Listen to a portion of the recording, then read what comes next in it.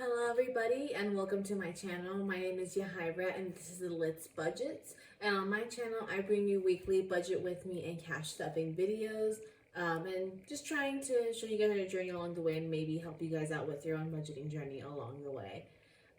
In today's video I'm bringing you a budget with me that has some things I'm going to have to explain on it because I've made two mistakes this week on my budget, but luckily we can roll with it. But yeah, so let's get right into it. So this week, we're only budgeting my paycheck. Logan doesn't get paid till this coming Friday, so next video we'll have both of ours. So this week I got paid $9.88. So we have that to work with. It was way more than it usually is because I went into work not this past Saturday, but the one before that. So I had a good chunk of overtime on my check, which is very appreciated and helped us hit some goals that I didn't think we were going to hit this month. But yeah, so coming down into our bills, our first bill is my weekly contribution to my art shop, and that'll be getting $30. We have Spotify due, which is $13, and then Geico, for my part now, is $104. We got our renewal, I think, earlier this month, a week or two ago. And unfortunately, for the first time since we've been with Geico, our bill went up a little bit. Thankfully, only just $10, but I was hoping it would be the other way when we got the renewal, but I digress. So now our weekly total for our bills this week is $147, leaving us with $841. So our bills is actually where I made my first mistake on our weekly paycheck. I completely forgot that I am starting this month and then starting, I think, tomorrow actually. I had automated our contributions to my niece's UTMA accounts.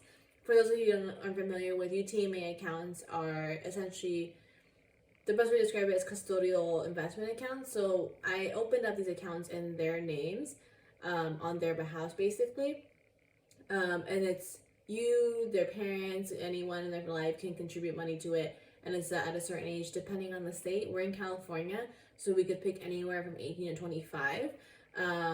They then take ownership of that account. And the nice thing, because I talked to my sister about opening them that or a 529 account. And so the nice thing with the UTMA account versus the 529 account, the 529 account is strictly for educational expenses, typically used for college tuition. And so we didn't want money tied up to only be for education because, hey, they might not want to go to college or might not want to go right away.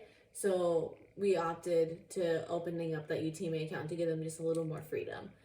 But yeah, so I forgot that this was the first month that we were finally automating that. I'd been doing it just manually from since I opened it, I think a little over a year ago now. And so I didn't account for it on this paycheck and didn't realize it until I've already done everything. So with the cushion that we have in our bill account, I was like, forget it. We'll let the cushion eat it and then just build it back up. And the cushion's eating a couple things besides that. But we'll get to that down here. Next up is our envelopes. And so we have $841 still to work with. This week, groceries is getting $100, which actually works out because we just qualified for a discount on premium meals with HelloFresh, and our upcoming box had one. So that should help us out a little bit with that.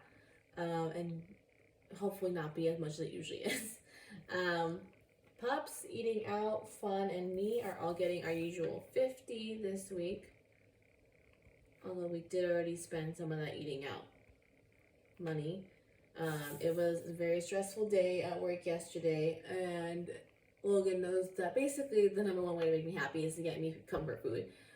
So he suggested that we stop to have a quick meal at Chili's on the way home, and we did. But it was nice because then they got us lunch for today.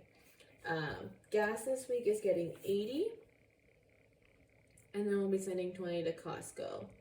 So we have a total of $400 going to our envelopes this week, leaving us with $441 to work with. Coming up to our sinking funds this week. Car maintenance and medical are getting our weekly $100 contribution split between them. So car maintenance is getting 50 and medical is getting 50. Gifts is getting 20, which is basically getting spent right away. And this is me realizing right now that I meant to stop on the way home to buy a present that I need for tomorrow. And I completely spaced. And I also need a bag. So hopefully when I record next week's video, I can report that everything went successful. And then finally, for the first time in I think over a year at this point, we are sending $100 to our IRAs. My IRA will be getting 50 and Logan's will be getting 50 as well. And so that makes me very happy to see. We do have a goal, I have a goal for us to contribute $200 to each of our IRAs throughout this year. This is the first time this year that I've been able to do it. And so that gets us a little bit closer. Hopefully with next month being a magic month for me, meaning I'll get 5 paychecks instead of 4, we'll also be able to work that in just to get a little closer to that goal.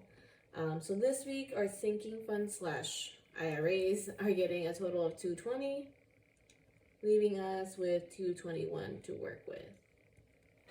Coming down to extra debt, that is so ugly. I'm so sorry. Chase is getting 40. I had a goal this month of sending, I think it was a 150 to Chase, to get that paid down a little bit. And so $40 means I hit that goal. So I'm very happy. That's all I need to Chase. So after that, we are left with a total of 181. And then coming down to our extra savings, we are sending 50 to our emergency fund, another 80 to car maintenance. I had another goal to send an extra $100 on top of our bi-weekly contributions to our car maintenance, and this 80 it helps us hit that goal as well. It was actually nice because I thought I was going to be getting paid like $40 less than what I did get paid, and so I was like, okay, we hit the Chase fund goal. Not hitting car maintenance is fine. We still were adding to it, right? But then when I got that extra 40, I was like, this is perfect. It pans out exactly how I needed to. Actually, yeah, I needed an extra 30 to hit that goal. Then we have our friends visit sinking fund. We have some friends visiting in July, just for the sake of privacy. I just labeled the sinking fund friends visit. Also, it helps us reuse it in the future. And we're just saving a little bit extra because we had been saving it for it earlier in the year. Hit the then goal, but then when I was thinking about it, I was like, I think it needs to be a little higher.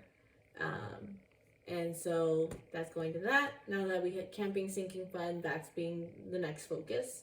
And then finally, we are sending $21 to our bill cushion.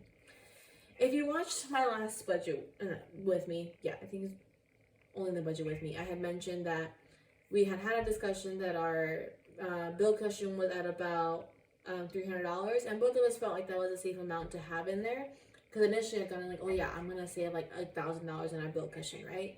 But then hitting the 300, I was like, this is already a decent amount of money. It basically covers all of our bills, with the exception of our car payment. But like I mentioned in my previous budget with me, since the car payment is fairly large, I always make sure to have that money already just as soon as I can in our bill account. But this is the other mistake that I made, which was kind of a mistake, kind of not. A friend of mine had a gallery opening at her college this past weekend, and I had gone, and I tried paying for short-term parking, like the sign said to, and with 2 different cards, it didn't work. So I was like, we'll risk it and just hope that everything is fine. And everything was not fine, and I came back to a $60 ticket.